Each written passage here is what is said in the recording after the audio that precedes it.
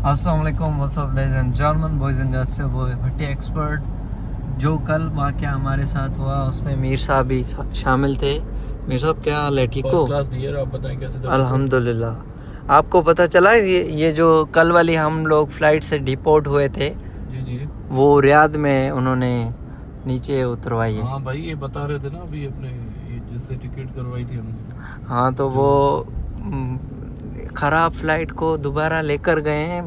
मतलब समझ में आ रही थी आपको? भाई समझ से बड़ी बात है कि आप सोचेंगे वहीं पे बना रहे हैं, फिर वहीं पे उड़ा रहे हैं, जैसे बस को चला रहे हैं। ये वो एक लोकल बस होती है ना, वो भी कुछ अच्छी होती है यार। ये 200 बंदों को उड़ा रहे हैं और ऐसे मतलब पता ही नहीं है कि मर जाएं तो खैर है, उनको परवाह ही नहीं है इस बात की। यार क्या बात है ये, क्या? मैं गाइस बिल्कुल शॉक्ड हूँ। हमारे साथ जो उस वक्त वाक़या हुआ है ना, वो मीर साहब का मैं इंतज़ार कर रहा था कि मीर साहब जैसे आएंगे तो वो वाक़या हम आप लोग को बयान करेंगे।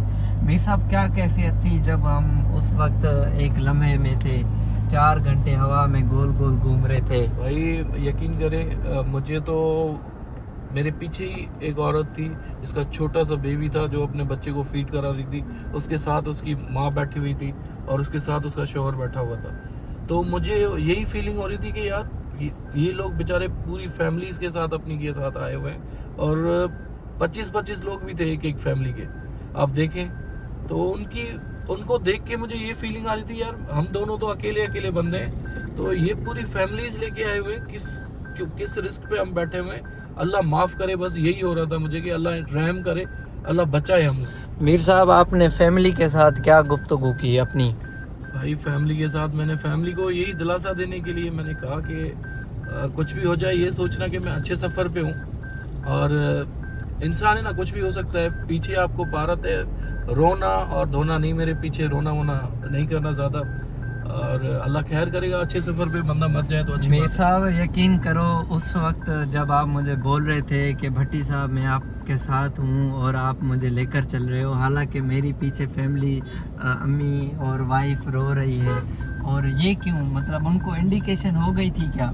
हाँ, कि वो इस वजह से कि वॉर चल रही है ना, उन्होंने ये थोड़ी सोचा था कि जहाज ही खराब हो जाएगा या कुछ। हाँ। यकीन करें, वो तो अपनी जगह पे, जिस सैलून वाले के पास में गया शेव करवाने, वो बनवाने शेव अपनी, हाँ। ठीक है, हेयर कटर जो मेरा था, जी। वो मुझे मना कर रहा है, मीर साहब ऐसी हालत में आप कैसे जा रहे हो, मुल्क के हालात क्या चल रहे हैं, आप कैसे जा रहे हो? तो यार, मैंने कहा यार अच्छे रास्ते पे जा रहे हैं, आप दुआ करें, अल्लाह खैर करेगा। मीर साहब जब वो लैंडिंग हो रही थी जहाज की, तो क्रैश नीचे क्रैश लैंडिंग थी भाई ये। हाँ, क्रैश लैंडिंग थी। हाँ, तो उस वक्त एम्बुलेंसेस थी, एम्बुलेंसेस थी, फायर फायर ब्रिगेड, ब्रिगेड थी भाई। हम मतलब देख के कैसी और कंडीशन थी? दूसरी चीज आपने शायद नोट ना की हो, हाँ। वो जो दरवाजे थे ना जहाज के, वो इमरजेंसी में जो खोलते हैं, हाँ, वो हाँ। सारे खोल दिए थे उन्होंने। अच्छा, उस वक्त उस वक्त खोल दिए थे उन्होंने, मैंने नोट किया था इस चीज को। मुझे गाइस यकीन करो, यकीन नहीं आ रहा कि हम लोग अभी जो चल रहे हैं ना, वो कैसे चल रहे हैं। जिंदगी, हाँ, नई जिंदगी है नई भाई, जिंदगी मिली। जिंदगी है। रब पाक ने हमें नई जिंदगी दी है, और इंशाल्लाह हम इस जिंदगी को बहुत अच्छे से लेंगे और रिस्क नहीं उठाएंगे। हालांकि अभी ट्रैवल वाले ने क्या बोला कि आप फिर से फ्लाइट करें, और यही फ्लाइट आपको लेके जाएगी, और एयर सियाल में ही जाए। मैंने कहा भाई अब हम पूरे पैसे खत्म हो जाए, कुछ भी हो जाए, कोई हमें पैसे एक्स्ट्रा देगा फिर भी हम इसमें नहीं जाएंगे। हमें अपनी जान का रिस्क नहीं लेना, अब इस जहाज में कभी चढ़ना ही नहीं है, और आपको भी सजेस्ट करेंगे कि एयर सियाल में कभी भी नहीं बैठे। गाइस देखो, एयर सियाल में कभी भी आपने नहीं बैठना, क्योंकि उस वक्त जो कैफियत थी ना, मुझे हज़ारों लोगों ने ये पूछा है, जिसको मैं बता रहा हूँ। जैसे अभी मैं आपको स्टोरी बताता हूँ जो मैंने अपने दोस्तों को बताया।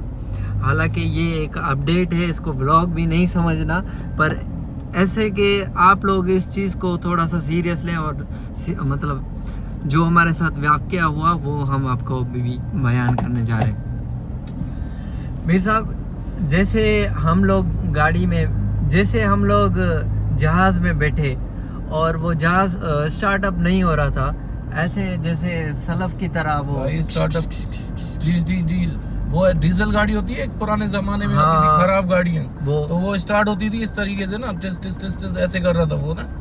तो 10 उसी मिनट time के पे हो रहा बाद था, उसी एक time। गाड़ी आई उसको स्टार्ट करने के लिए, पता नहीं कोई रिपेयर वाली गाड़ी आई, वाला आलम उसकी और बैटरी। दूसरी चीज ये कि हमेशा आप जहाज में चढ़ोगे ना, हाँ तो एसी इतना ठंडा होता है, आप चिल्ड हो जाते हो। हाँ, हमें ये- एहराम पड़ रहे हुए, पसीना आ रहा है हमें, हाँ। चीखे मार रहे हैं, भाई एसी चलाओ एसी चलाओ। एसी चलाने वाली कोई बात ही नहीं थी। एसी तो ठीक है, पर मरते मरते बचे भाई। गाइस जैसे जहाज टेक ऑफ करने लगा ऊपर, तो मीर साहब बोल रहे हैं भट्टी साहब राइट हैंड साइड का जो पर है उस पर में चिड़ंगे आ रही हैं। चिंगारी लगी हुई थी। हाँ उस पर में उस पर में चिंगारियाँ चिंगारी उर्दू में चिंगारी चल रहा खैर वो और सिंधी में चिड़गूंगा चिड़गूंगा।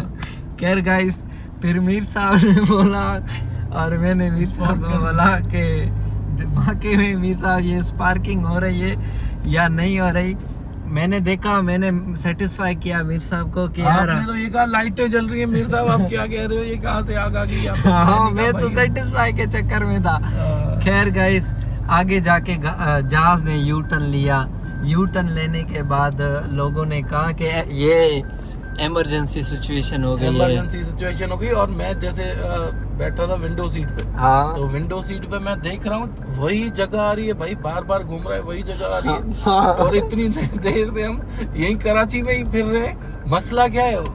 तो फिर 2 घंटे के बाद जाके पायलट हमें बताता है कि इमरजेंसी लैंडिंग होगी, ये होगा वो होगा, और वो भी आधे घंटे में हो जाएगी। फिर 2 घंटे हमें उड़ाया ना उसने, ऊपर ही ऊपर। वो फ्यूल कंजप्शन करने के लिए मीर साहब उसने हमें 2 घंटे ऊपर उड़ाया। और वो जो लड़कियां थी कैबिन क्रू, वो रो रही थी ना सही, वो रो रही थी और हम पानी मांग रहे हैं, घंटियां बजा रहे हैं, पानी दो भाई, गला हलक हमारा सूख गया, मरने वाले हैं। कम से कम एक पानी तो दे दो हमें, रोजा खोला है हमने, कोई पानी वानी नहीं मिला, कुछ नहीं मिला भाई।